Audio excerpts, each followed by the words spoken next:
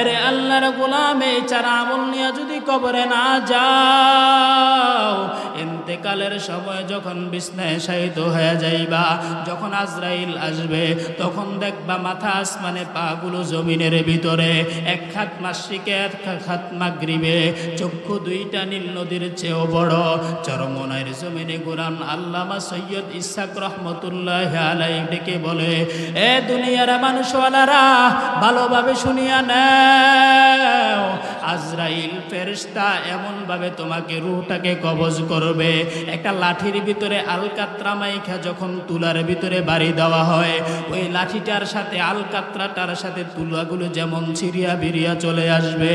বেঈমান নাফরমান বান্দার জান কবজের সময় আল্লাহর পাঠানো ফেরেশতা যখন আজরাইল হাজির হয়ে যাবে, একটা এমন জোরে করে পেক্ষাপ করে তোর রুহটারে টান মারবে, শরীরের সব গুলো জোড়ার রগ গুলিয়া সিরিয়া বিরিয়া রুহটা আজরাইলের হাতে চলে আসবে।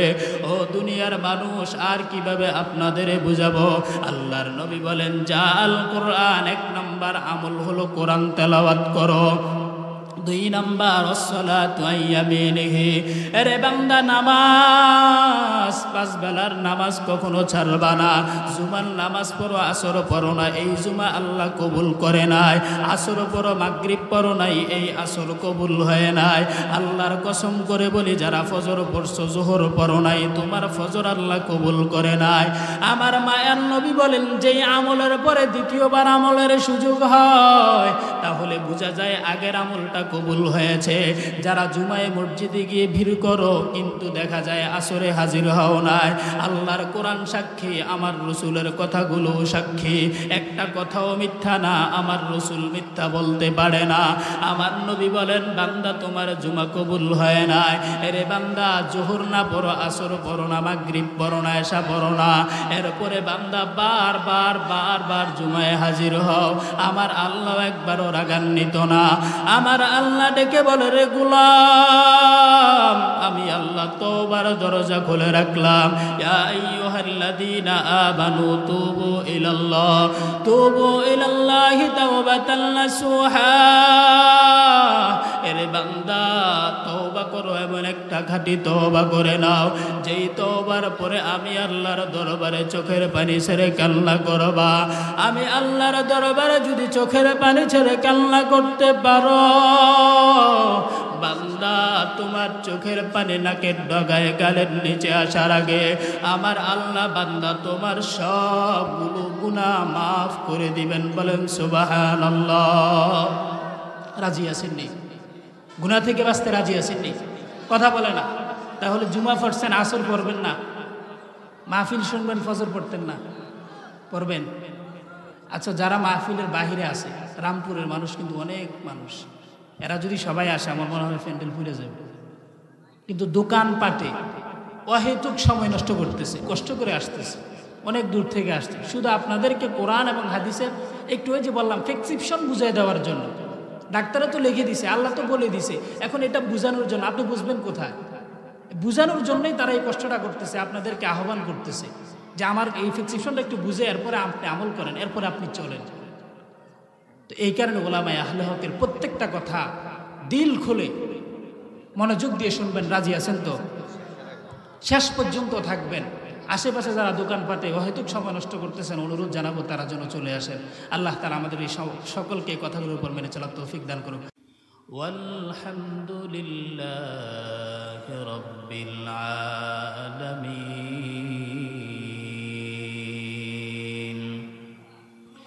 ইন্নাল্লাহা ওয়া মালাইকাতাহু ইউসাল্লুনা আলান নবী ইয়া আইয়ুহাল্লাযীনা আমানু সাল্লু আলাইহি ওয়া সাল্লিমু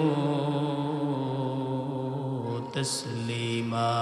আল্লাহুম্মা সাল্লি আলা সাইয়্যিদিনা মাওলানা মুহাম্মদ ওয়া আলা আলিহি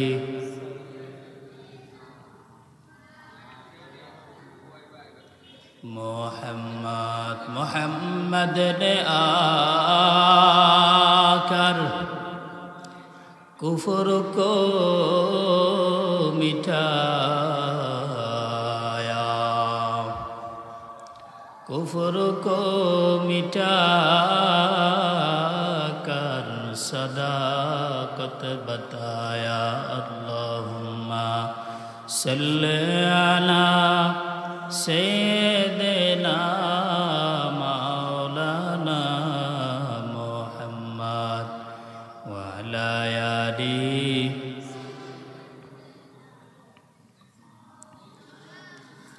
मुहम्मद। बलगल उला बिकमालिहि कशफत दुजा बिजमालिहि हसनत जमीउ खिसालिहि सल्लु अलैहि व आलिहि। महदूर हूँ मजबूर हो ऐ सैयद आलम, महदूर हूँ मजबूर हो ऐ सैयद आलम। दीदार दिखाते नहीं आवाज सुना दो, दीदार दिखाते नहीं आवाज सुना दो। मैं सूरत यूसुफ को नहीं जानने वाला,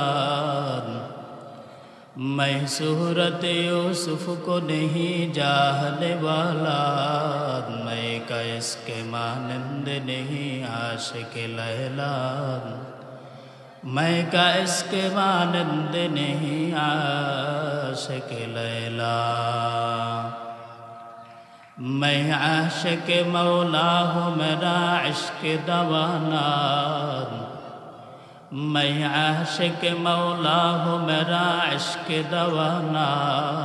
ये जुमला जहाँ जिसके तजल्ली से उजाला, ये जुमला जहाँ जिसके तजल्ली से उजाला। अल्हम्दुलिल्लाह। ঐতিহ্যবাহী রামপুর তালিবুল কোরআন ইসলামিয়া মাদ্রাসা ও রামপুর মধ্যপাড়া বাইতুল আমান কেন্দ্রীয় জামে মসজিদে উদ্যোগে আজকের আয়োজিত ইসলামী মহাসম্মেলনে উপস্থিত মুফতি জলসার সম্মানিত মেহমান ও মুসল্লিয়ান আজম মুরব্বিয়ানে কেরাম পরিচয় টুকরা আমার সমবয়সী যুবক বন্ধুগণ, স্নেহের ছোট ভাই, পর্দার অন্তরে অবস্থানরত আমার শ্রদ্ধেয় সম্মানিত মা ও বোনেরা, মহান দয়াময় রব্বুল আলামিনের দরবারে অসংখ্য অগণিত শুকর ও সুজুদ যে মহান স্রষ্টা দয়াময় রব্বুল আলামিন আমাদেরকে অত্যন্ত দয়া ও মায়া করে ভালোবেসে মহাগ্রন্থ পবিত্র কোরআনুল কারীম ও মহাবাণী পবিত্র হাদিস শরীফের আলোকে ইহকাল জীবনের শান্তি পরকাল জীবনের মুক্তির সন্ধানে বেহেশতের বাগান জান্নাতের বাগান আশিকিন জাকিরিনদের মজলিস তথা গুনাহ মাফের মজলিসে দুনিয়ার সমস্ত যায় জামালা থেকে উপেক্ষা করে 10 মায়ের 10 সন্তানকে আপন হয়ে দিনই কিছু কথা বলা এবং শুনবার জন্য হিম্মত, সাহস, তৌফিক ও নেয়ামত দান করেছেন। সেজন্য সে মহান স্রষ্টা দয়াময় রব্বুল আলামিনের দরবারে শুকরিয়া আদায়ার্থে মুসলমান হিসাবে ঈমানের আওয়াজকে উচ্চ করে সকলে এক আওয়াজে উচ্চ কণ্ঠে কালিমাতুশ শুকুর আদায় করি আলহামদুলিল্লাহ। লাখো কোটি দুরুদ সালাম সৈয়দুল মুরসালিন রাহমাতাল লিল আলামিন শাফিউল মুযনিবিন। কেউ যদি কাউকে ভালোবাসে তাহলে তার এই ভালোবাসা কতটুক পিওর, মানে অরিজিনাল ভালোবাসা, এটা সে পরীক্ষা করে নেয়, এরপরে তাকে দিল খুলে ভালোবাসে। ঠিক মহান রব্বুল আলামিনও তার বান্দাকে ভালোবাসেন। এখন বান্দাও যদি বলে আমি আল্লাহকে ভালোবাসি, এখন আল্লাহ তাআলা বান্দার পরীক্ষা নেয়, আসলে সেই আমার বান্দা, আমার বান্দা আমাকে রব হিসেবে কতটুক ভালোবাসে আমি তাকে একটু পরীক্ষা করে নিই। কি করে নেই? পরীক্ষা করে নিই। এখন এই পরীক্ষায় দুনিয়ার ভালোবাসার সামনে অনেক ভালোবাসার মানুষরা ফেল যায়, পরীক্ষায় ভালোবাসা বিলীন হয়ে যায়, ভালোবাসা টিকে না। ঠিক তদ্রূপভাবে আখিরাতের ভালোবাসা, জান্নাতের ভালোবাসা, রবের ভালোবাসা, কোরআনের ভালোবাসা, ইসলামের ভালোবাসা, পয়গম্বর মুহাম্মদ সাল্লাল্লাহু আলাইহি সাল্লামের ভালোবাসায়ও আল্লাহ তাআলা যখন পরীক্ষা নেয় তখন অনেক ইমানদারওয়ালারা ফেল যায়। কি যায়? তা আল্লাহ বলেন আমি পরীক্ষা নিব, তবে পাস করো, যদি পাস করো তাহলে আমি আল্লাহ তাআলা তোমাকে জান্নাত দিব। আর যদি ফেল করো জাহান্নাম। কোথায় দিব? জাহান্নাম। আমার আয়াত আল্লাহ সেটাই বলে, وَلَنَبْلُوَنَّكُمْ بِشَيْءٍ مِّنَ الْخَوْفِ وَالْجُوعِ وَنَقْصٍ مِّنَ الْأَمْوَالِ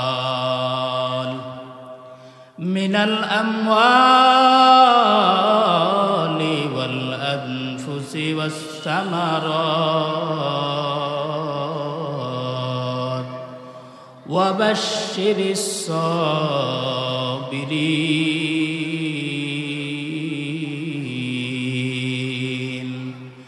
আল্লাহ বলেন, এ ঈমানওয়ালারা, এ আমার মুমিন বান্দারা, আমি আল্লাহ অবশ্যই বান্দা, ওয়ালানাবিলুয়ান্নাকুম, তোমাদের পরীক্ষা নিব।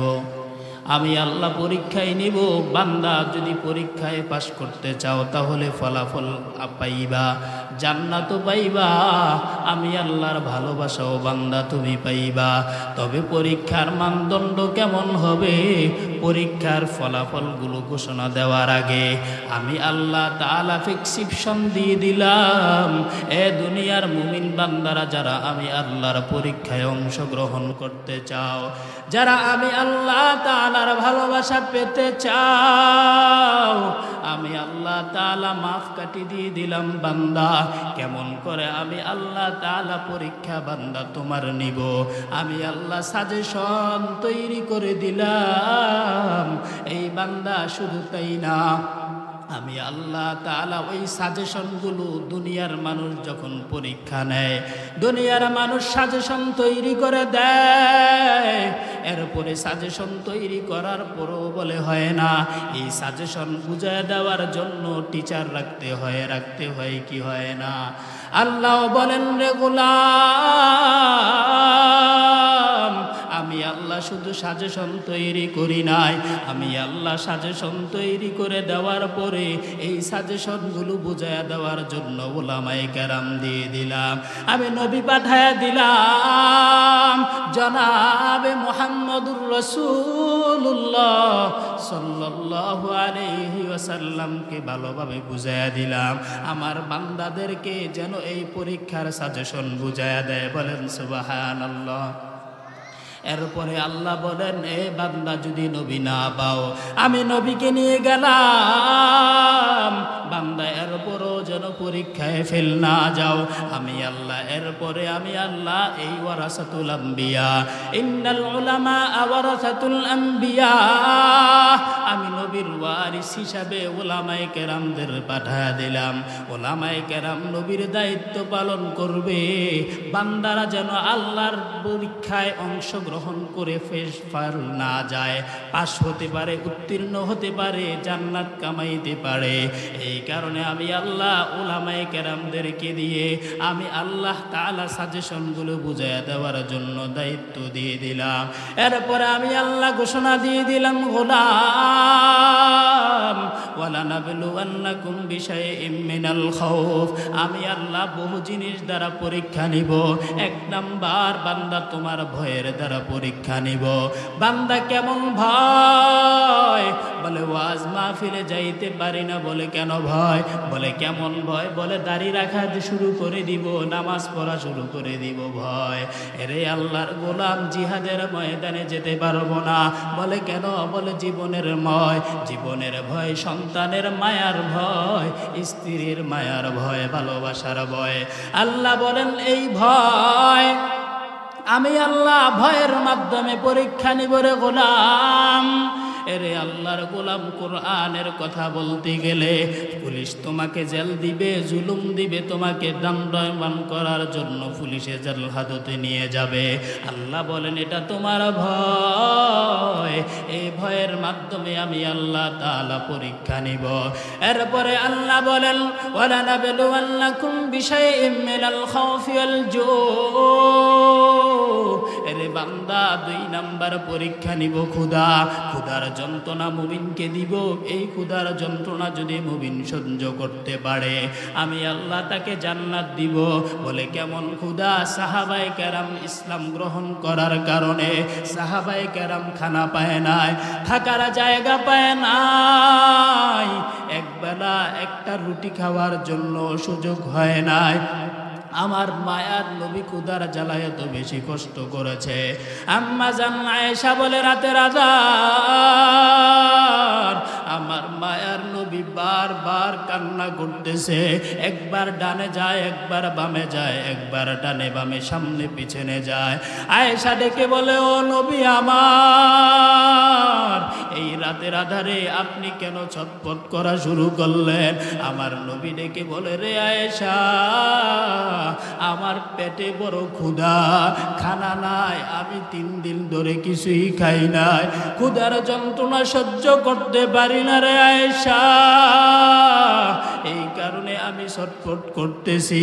আম্মা জান আয়েশা অপর রাতে বলে, আমার ঘরের ভিতরে এমন হয়ে গেল, আমার ঘরের চুলারগুলোর ভিতরে ঘাস ওঠা শুরু করে দিল।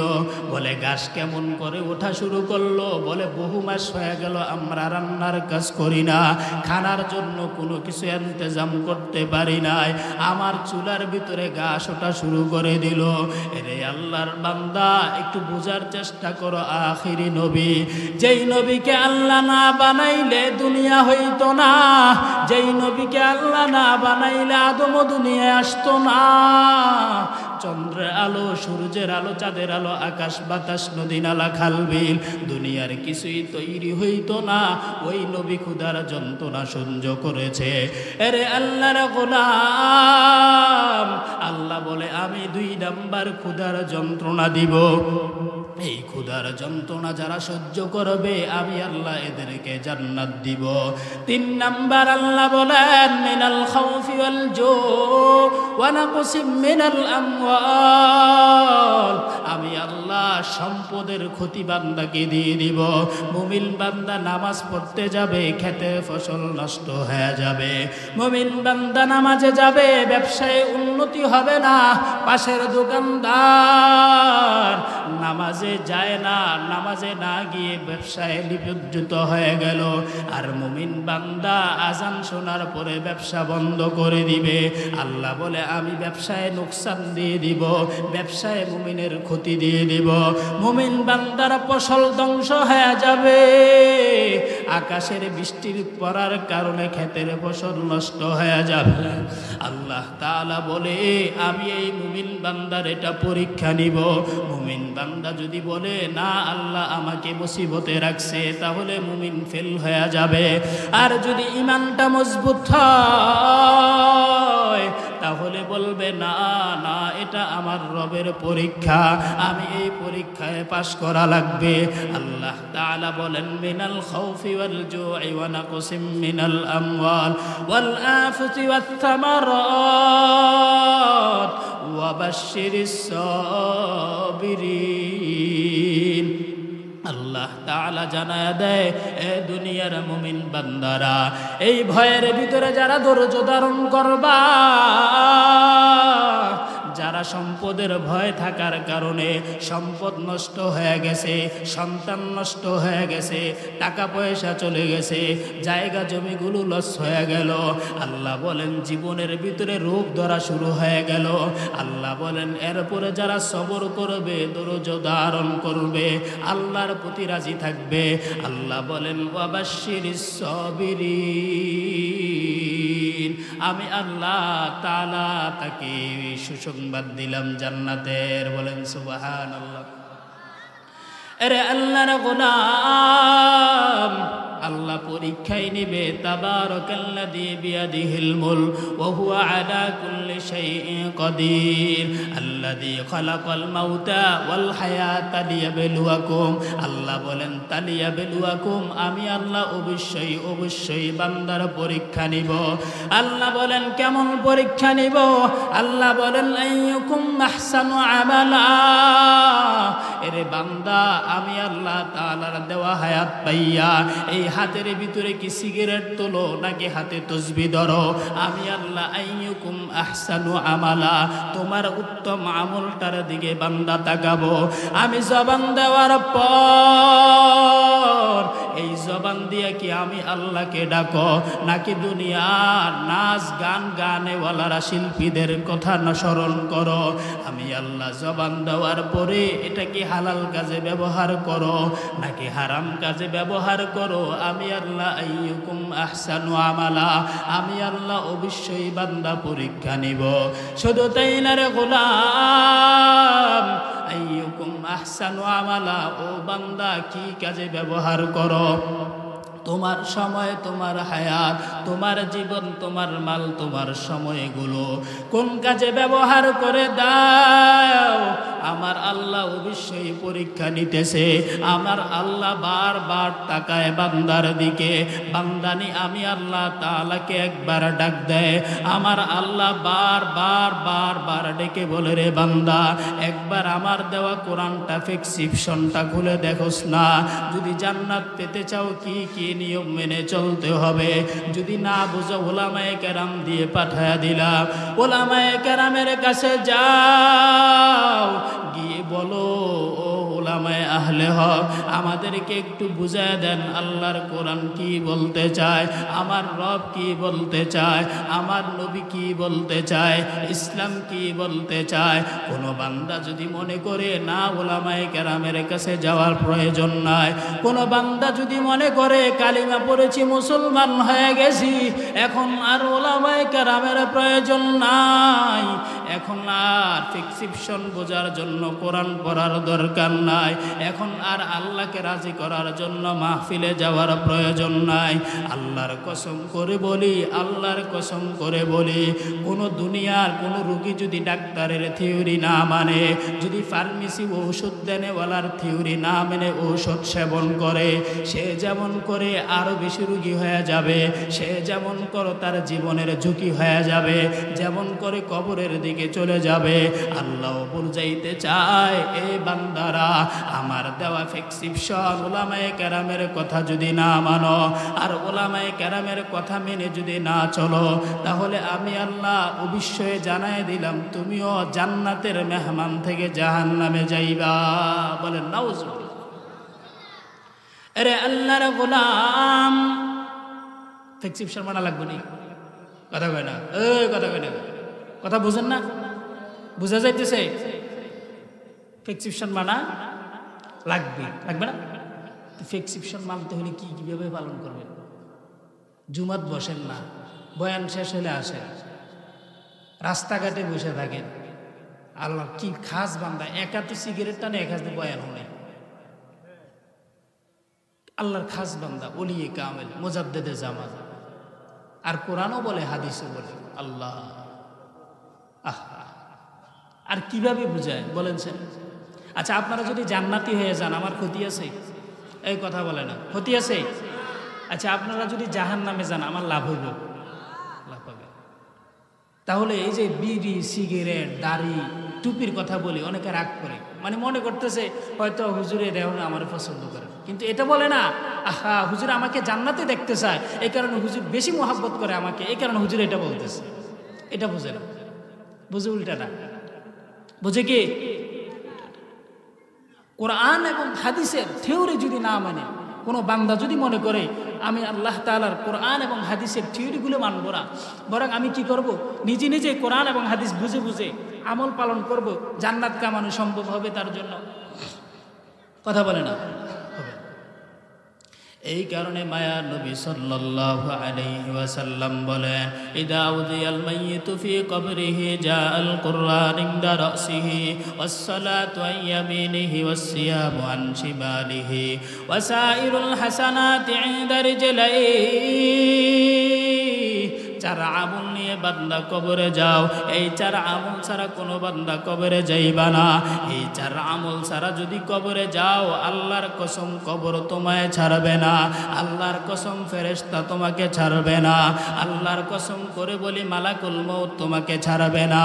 আরে আল্লাহর গোলাম, এই চার আমল নিয়ে যদি কবরে না যাও, ইন্তেকালের সময় যখন বিছনায় শায়িত হয়ে যাইবা, যখন আজরাইল আসবে, তখন দেখবা মাথা আসমানে পা গুলো জমিনের ভিতরে, এক হাত মাশরিকে এক হাত মাগরিবে, চক্ষু দুইটা নীল নদীর চেয়েও বড়।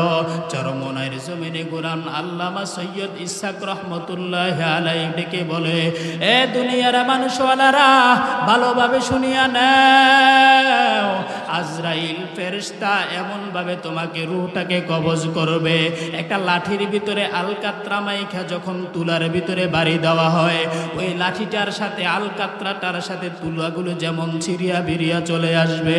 বেঈমান নাফরমান বান্দার জান কবজের সময় আল্লাহর পাঠানো ফেরেশতা যখন আজরাইল হাজির হয়ে যাবে, একটা এমন জোরে করে পেক্ষাপ করে তোর রুহটারে টান মারবে, শরীরের সব গুলো জোড়ার রগগুলো ছিড়িয়া বিরিয়া রুহটা আজরাইলের হাতে চলে আসবে।